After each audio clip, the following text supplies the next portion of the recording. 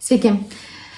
Šiandien noriu Jums papasakoti apie humanistinių ceremonijų pradžią, apie patį humanizmo judėjimą. Labai trumpai, tikrai nepapasakosiu viską, nes tam reikėtų skirti tikriausiai porą valandų. Aš tiesiog truputėlį sutraukiu, prieš akis turiu kompiuterį, kažką paskaitysiu, pacituosiu Jums ir taip susipažinsite su šią humanizmo tokia santrauka, humanistinių ceremonijų istorija.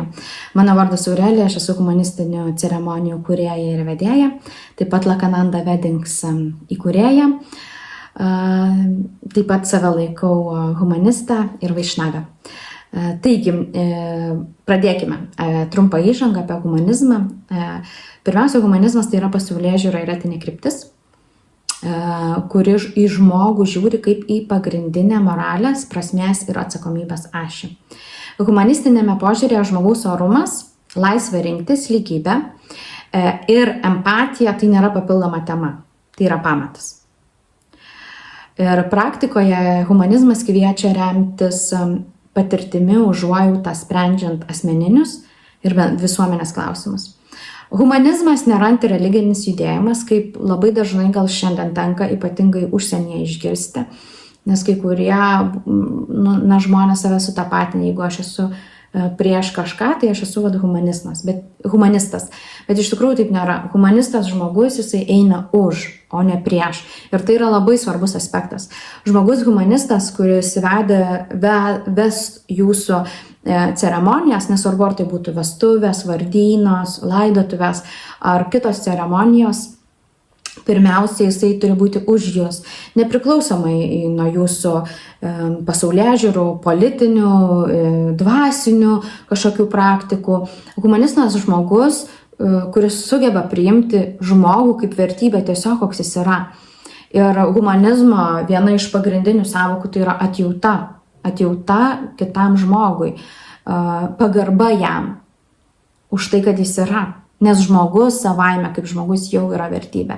Ir tikriausiai šita sąvoka labai mane patraukia, nes man atrodo, kad kartais daugelį bendruomenių ir visuomenėje tiesiog trūksta to požiūrio.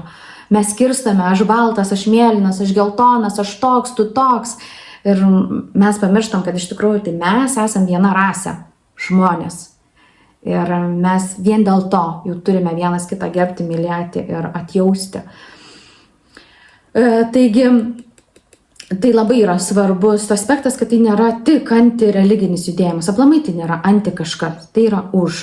Tai judėjimas, kuris kuria žmogaus vertę, jisai kuria etinę atsakomybę, tačiau jisai nėra priklausomas nuo kažkokio ten vieno tikėjimo, ar ne? Humanizmo etika yra orientuota į žmogaus gerovę, teisės, pareigas.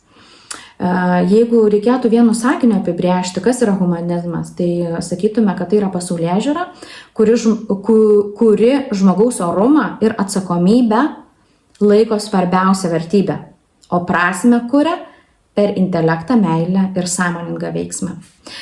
Trumpai paminint, galiu pasakyti, kad humanizmo šaknis siekia Florenciją, Renesanso amžių, ne tik Florencija, iš tikrųjų, ten ir Romoje, ir Venecijoje, nuo 14 amžiaus prasidėjo toksai judėjimas Renaissance humanizm, jis Italijoje iškilo nuo 14 amžiaus.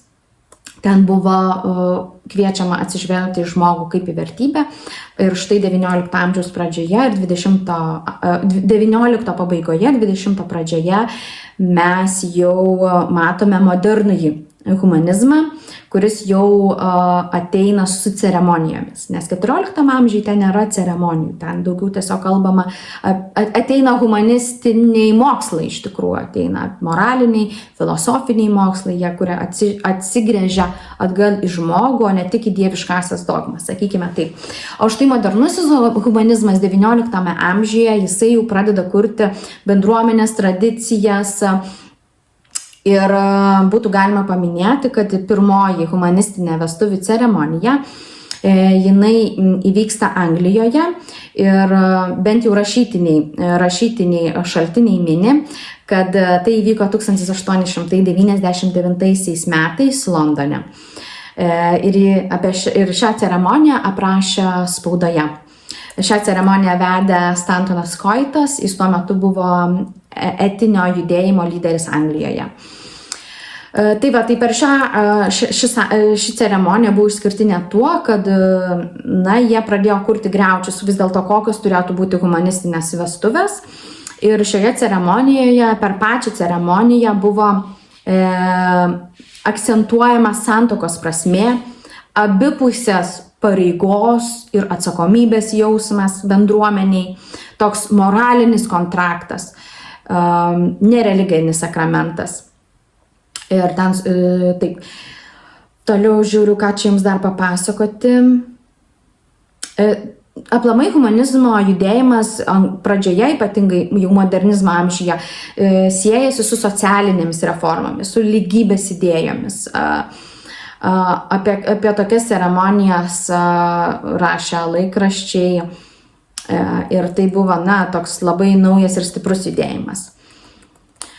Kodėl taip įvyko? Kodėl iš vis atsirado humanistinės ceremonijos? Todėl, kad žmonės pradėjo norėti prasmingų ceremonijų, kurios atlieptų jų vertybės, kurios kalbėtų apie juos konkrečiai, kad tai nebūtų šabloniška. Ir, sakykime, dauguma žmonių, ypatingai 19 pabaigoje amžiuje, jie norėjo atsisakyti tos religinės formos. Tai todėl pradėjo atsirasti tos humanistinės ceremonijos. Įdomus faktas, kad pirmoji humanistinė ceremonija buvo ne vestuvės. Vestuvės įvyko 1899 metais Londone, bet 1849 metais, tai dar prieš 50 metų atgal, įvyko humanistinės laidotuvės. Tai yra traktuojama tokia data, nes yra randamas laiškas, kuriame dėkojama už pravestas humanistinės laidotuvės.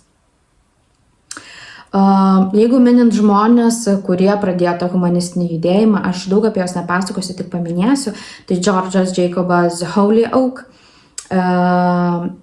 juo galite pasidomėti, anglų rašytojas, redaktorius, jam priskiriamas termino sekularizmo įvedimas 1851 metais.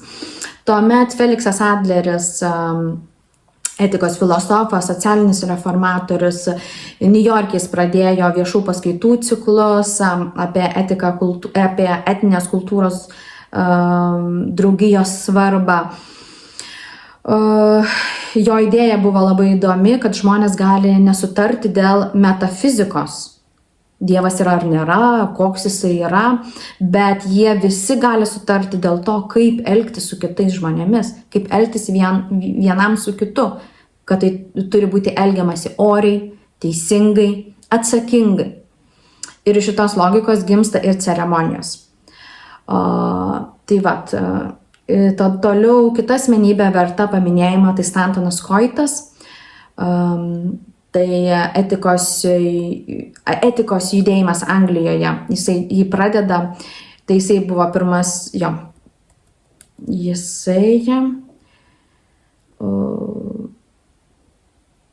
jisai iš tikrųjų įdomus faktas yra, kad jisai įkūrė Ethical Church. Kodėl tai yra įdomu? Jis įkūrė bažnyčią, kuriai galėjo priklausyti įvairių tikėjimų ir pasaulėžiūros žmonių. Ir jisai sakė, kad jūs galite būti skirtingų tikėjimų, bet mus jungia ta humanistinė pasaulėžiūra, teisingas požiūris į žmogų kaip vertybę. Tai tikrai labai įdomu. Toliau Amerikoje buvo įvairių judėjimų susikūrę. Kaip minėjau, laidotuvės tai yra iš tikrųjų pirmoji humanistinė ceremonija.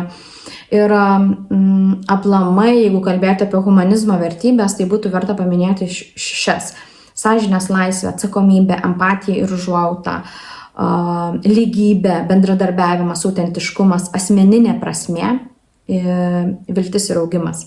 Kad žmogus gali keistis, gali mokytis ir gali kurti geresnę visuomenę. Štai tokie būtų mano trumpi paminėjimai apie humanizmą, jo istoriją, kaip tai prasidėjo. Aš tikiuosi, jums buvo įdomu. Galite komentaruose parašyti, ką dar norėtumėte sužinoti. Aš dar trumpai gale norėčiau pasakyti tokį savo truputėlį požiūrį į humanizmą. Man asmeniškai humanizmas labai artimas tuo, kad jis nesupriešina žmonių. Aš galiu stovėti šalia tikinčio žmogaus, šalia netikinčio, šalia žmogaus iš kitos kultūros, iš kitos filosofinės tėkmės ir aš visus juos matau vertingus, visus juos matau prasmingos, nes humanizmas to ir moko. Ir man nėra svarbiausia, kokiai tradicijai priklauso žmogus ar kokiai kultūrai. Iš tikrųjų svarbiausia, koks jis yra žmogus. Ir kaip jis elgiasi su kitais. Ar jis geba mylėti, ar jis geba jausti atsakomybę už savo veiksmus, už savo žodžius, už savo komentarus, kartais viešus tinklapiuose, ten, ar ne, Facebook'e, Instagram'e. Ar jis geba kurti santykį, tikrą santykį su kitu žmogumi. Ir tas santykis, kad jis būtų paremtas pagarba, kad jis būtų pagerbtas sąmoningumu čia ir dabar. Todėl man humanizmas yra tikrai labai artimas. O kalbant apie humanistinės ceremonijas ir jų kūrimą, tai man humanistinės ceremonijos, tai iš tikrųjų tai nėra profesija ar darbas. Man tai yra vertybė pirmiausia, būdas matyti žmogų ir jų sąjungą kaip vertybę. Aš netikiu, kad žmonės reikia skirstyti.